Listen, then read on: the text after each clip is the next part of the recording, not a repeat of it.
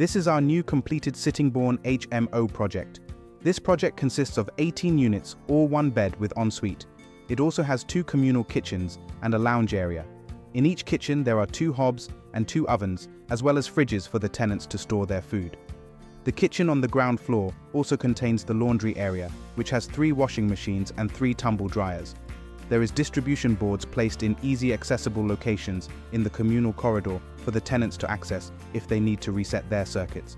Each flat has an RCBO lighting circuit and an AFDD and RCBO for the sockets.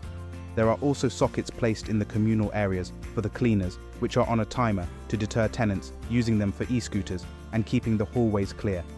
Each flat will have a smart meter, which will allow the client to monitor consumption. As bills are included, we don't want to charge additional costs to tenants for someone else's excessive usage. The project was started in January and is now complete and ready for tenants. Contact Rob at Phoenix Electrical Services using the link in description for more information.